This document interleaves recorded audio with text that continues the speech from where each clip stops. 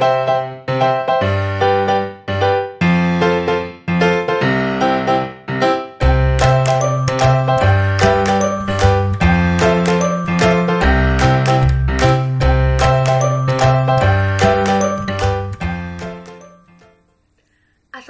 warahmatullahi wabarakatuh. Om Swastiastu, Shalom, Nama Budaya, Salam Sejahtera untuk kita semua. Halo insan muda veteriner, perkenalkan saya Levira dengan NIM 20095111086 dari kelas C Angkatan 2020 Fakultas Kedokteran Hewan Universitas Udayana, yang pada kesempatan kali ini akan membahas mengenai salah satu materi dari mata kuliah Manajemen dan Kesehatan Babi di bawah dosen pengampu yaitu Profesor Dr. Hewan Inengah Kertabesung, MSI. Nah, kali ini saya akan sedikit sharing mengenai bagaimana cara untuk menangani kelahiran dari anak babi. Dan tentu saja, untuk menangani bagaimana proses kelahiran dari anak babi terbagi menjadi dua fase. Fase yang pertama adalah fase sebelum kelahiran, dan fase yang kedua adalah fase setelah kelahiran dari anak babi itu sendiri.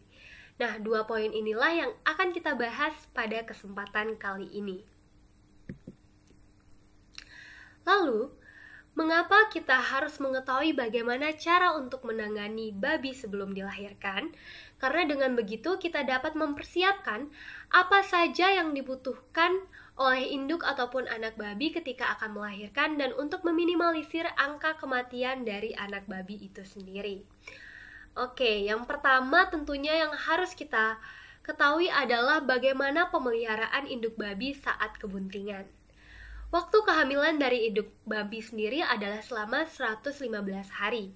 Dan untuk mengetahui waktu kehamilannya dapat diperhitungkan dengan perkiraan sejak masa awal kawin ditambahkan dengan 115 hari tersebut. Nah, yang penting yang harus kita ketahui juga bahwa untuk induk babi yang sudah terbiasa mengalami kebuntingan itu harus dipindah kandangkan atau dipisahkan dari kawanan lainnya minimal 3-5 hari sebelum waktu melahirkan. Sedangkan untuk induk babi yang belum pernah sama sekali mengalami kebuntingan harus dipindah kandangkan 10 hari sebelum waktu kehamilan agar dapat beradaptasi. Oke, untuk poin selanjutnya yang akan kita bahas berkaitan dengan pemberian makan pada induk babi dan juga anak babi. Nah, untuk jumlah pakan yang dikonsumsi oleh induk babi ataupun anak babi itu ternyata bergantung pada suhu lingkungan atau suhu kandang yang ditempati. Di mana untuk induk babi sendiri itu suhu kandang idealnya adalah kisaran 64-68 derajat Fahrenheit, sedangkan untuk anak babinya adalah kisaran 102 derajat Fahrenheit. Terkadang perbedaan untuk suhu ideal kandang antara induk babi dan anak babi ini menjadi suatu permasalahan dalam dunia ternak. Karena biasanya untuk induk babi sendiri ketika terjadi peningkatan suhu kandang sebesar 2 derajat Fahrenheit dari suhu awalnya, suhu normalnya yaitu 68 derajat Fahrenheit, maka induk babi itu akan mengalami penurunan nafsu makan yaitu sebesar 0,5 kg pakan per harinya. Oke, berikutnya adalah terkait dengan kandang. Untuk kandang dari babi sendiri itu harus diusahakan tetap dijaga kebersihannya dan juga dalam keadaan kering. Mengapa demikian?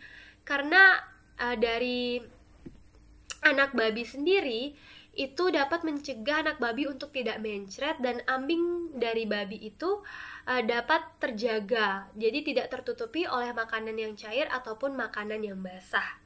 Karena apabila dalam kondisi basah, nantinya air susu dari induk babi itu akan susah untuk keluar sehingga menyebabkan kondisi babinya juga akan melemah, bahkan ada yang sampai mati secara tiba-tiba.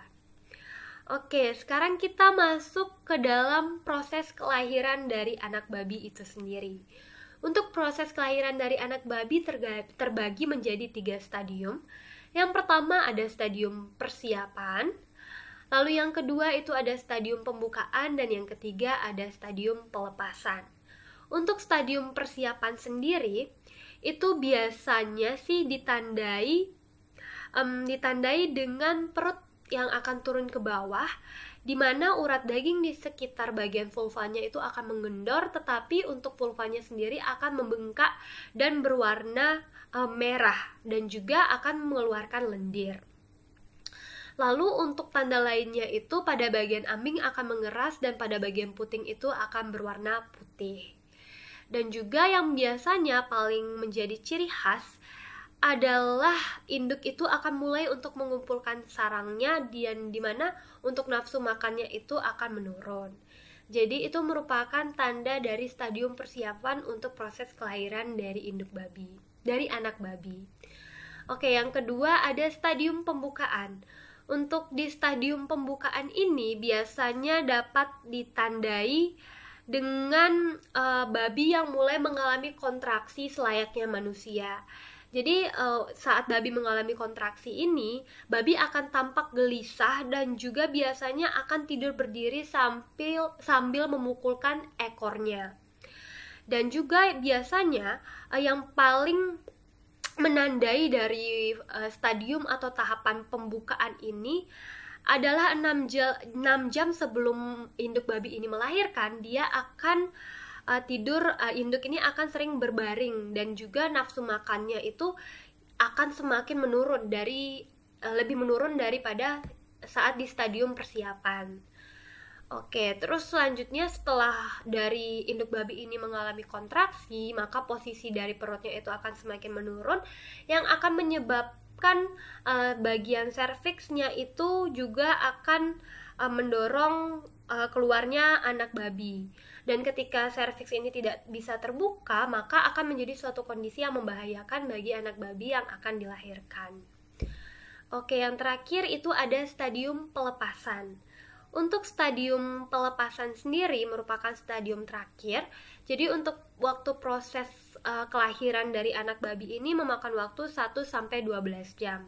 Dan ketika lebih dari 12 jam maka dapat kita simpulkan akan ada kelainan. Nah, juga yang harus kita ketahui jarak waktu antara anak babi yang lahir pertama dengan yang kedua dan berikutnya itu adalah kisaran 1-20 menit. Oke, terkadang juga bagi para peternak ataupun pemelihara babi itu ada beberapa kondisi di mana anak babi itu susah untuk lahir atau ada yang menyebabkan kelahiran dari anak babi itu tertunda. Nah, hal ini biasanya terjadi karena kekurangan hormonal. Nah, untuk mengatasi permasalahan dari kekurangan hormonal ini dapat dengan diberikan injeksi oksitosin. Oke, setelah babi berhasil untuk dikeluarkan, itu biasanya tandanya plasentanya itu juga akan ikut keluar. Dan yang penting untuk kita perhatikan juga, jangan sampai induk babi ini memakan plasenta dari anak babinya, karena ini dapat menyebabkan sifat kanibal dari induk itu muncul. Oke, kita mungkin next. Nah, di sini kita masuk membahas mengenai tata laksana dari anak babi yang baru lahir.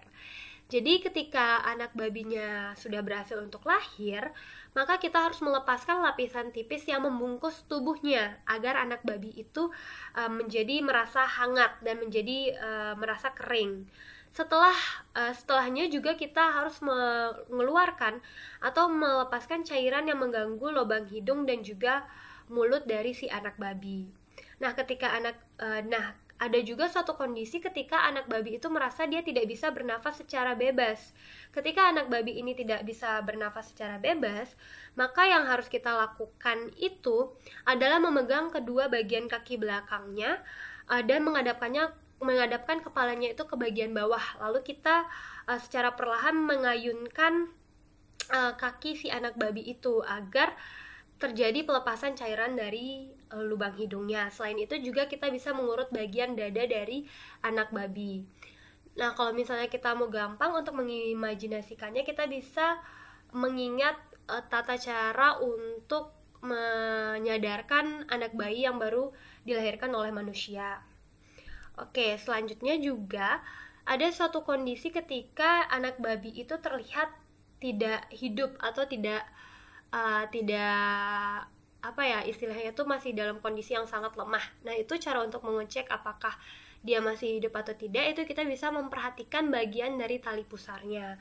Ketika ada gerakan dari tali pusar itu, maka bisa dinyatakan bahwa anak babinya itu masih dalam kondisi hidup. Oke. 24 jam setelah anak babi lahir, ada beberapa prosedur yang harus dilakukan. Itu ada sekitar 8 prosedur. Yang pertama, memotong tali pusar, memotong gigi, lalu memotong ekor, dan mendapatkan kolostrum serta penyuntikan zat besi, dan juga penitipan anak babi dan pemberian makanan buatan.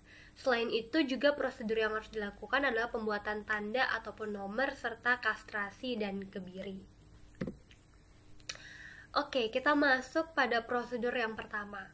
Prosedur yang pertama itu adalah memotong tali pusar dari si anak babi. Nah, di sini untuk tata caranya itu sangat gampang. Yang pertama adalah mengikat tali pusar itu kira-kira 2 cm dari pangkal, jadi seperti contoh di gambar ini, dengan menggunakan seutas benang steril. Nah, setelah kita mengikat seperti gambar ini, maka kita hanya perlu memotong tali pusar di bawah ikatan benang ini. Dan setelah kita berhasil untuk memotong tali pusarnya, kita dapat mengoleskan yodium pada bagian pemotongan dari tali pusar. Jadi itu merupakan tata cara untuk memotong tali pusar dari anak babi. Nah, yang berikutnya adalah memotong gigi. Jadi untuk memotong gigi anak babi ini tujuannya sebenarnya adalah ada di beberapa kondisi si anak babi itu saling berebutan untuk meminum susu dari ibunya, dan kadangkala itu membuat anak babi itu mengalami luka, dan bahkan juga puting dari induk babi itu juga dapat mengalami luka. Nah, untuk mencegah hal tersebut, maka dianjurkan untuk memotong gigi dari anak babi yang baru lahir.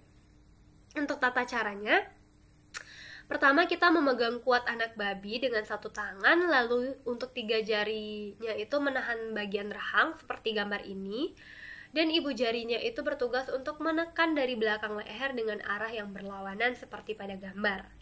Nah, berikutnya kita harus memasukkan jari telunjuk pada satu sisi mulut yang tepatnya itu berada di belakang gigi jarum. Setelahnya, kita hanya perlu untuk memotong gigi dengan menggunakan alat potong gigi khusus ataupun pemotong kuku biasa. Setelah tadi kita memotong ekor lalu memotong gigi, maka berikutnya adalah memotong ekor. Mohon maaf, tadi yang pertama itu memotong tali pusar.